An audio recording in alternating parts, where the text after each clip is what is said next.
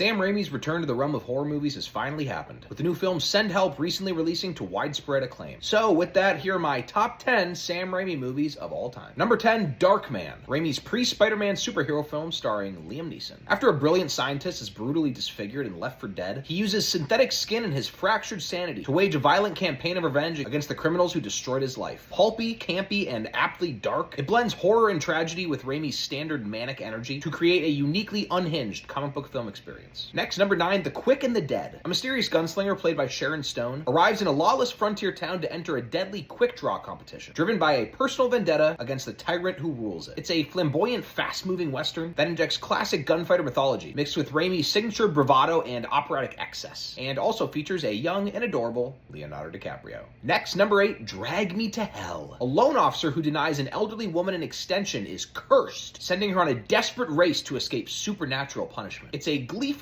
cruel horror film that balances gross-out scares with Raimi's patented mischievous sense of humor and relentless energy, and features one of my favorite endings from the era of 2000s horror movies. Next, number 7, the just-released Send Help. After surviving a plane crash on a remote island, two coworkers with a very strained relationship must learn to rely on each other in order to endure isolation, scarcity, and their own unresolved tensions. It's a lean survival thriller that blends psychological conflict with uncomfortably tense comedy and sees Rachel McAdams in one of my favorite roles of the year so far. Very fun. Next, number 6, Army of Darkness, aka the third Evil Dead movie. Following the events of the second film, Bruce Campbell becomes time displaced, while armed with his chainsaw hand and a boomstick, battling medieval armies of the undead while trying to figure out how to return home. It's a deliriously fun blend of slapstick comedy, fantasy adventure, and standard Raimi horror that fully embraces its own ridiculousness and plays as one of the most unique genre blends that I've ever seen. Next, number 5, the original Spider-Man. One of the staples of the superhero film industry and the movie that kicked off the modern era of comic book blockbusters. It's still to this day probably the poster child for how to properly execute an origin story, and though some parts might be a bit campy by today's standards, it was revolutionary when it came out. Without this, the highs and lows of the MCU never would have happened. Next, number 4, A Simple Plan. Three friends in rural Minnesota discover a crashed plane with over $4 million on board and devise a plan to keep the money a secret. Unfortunately, deceit, distrust, and straight-up murder all rear their ugly heads, leading to the eventual corruption of human nature and the downfall of the common man. Starring Bill Paxton, Billy Bob Thornton, and Bridget Fonda, this is easily Raimi's most overlooked film. Ice cold in every sense of the word. Next, number 3, the original Evil Dead. Our group of friends vacationing in a remote cabin unwittingly unleash demonic forces after playing a mysterious tape recording from something called the Necronomicon. So much of it feels so raw and ambitious in a low-budget sense all these years later, but it still packs a pretty huge punch when it comes to how downright terrifying and unsettling it is. A couple scenes in particular would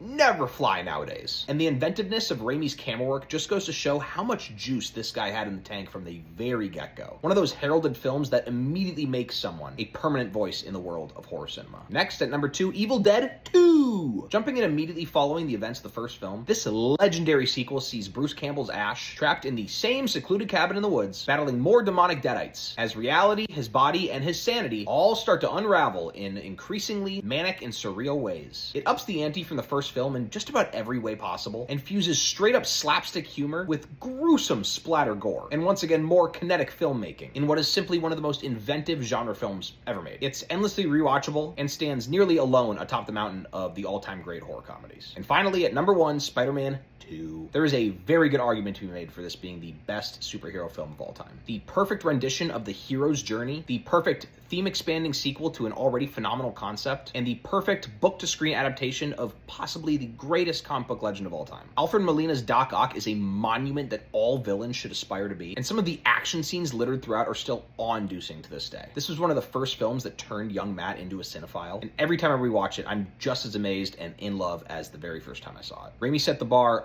astronomically high here, and it's easily the most impactful movie to ever come from his extremely impressive filmography. So anyway, there are my top 10 films from the great Sam Raimi. Let me know what some of your favorites are in the comments, and go catch Send Help while it's still in theaters. As always, I'm Matt, thanks for watching, and this has been the Inferion Channel.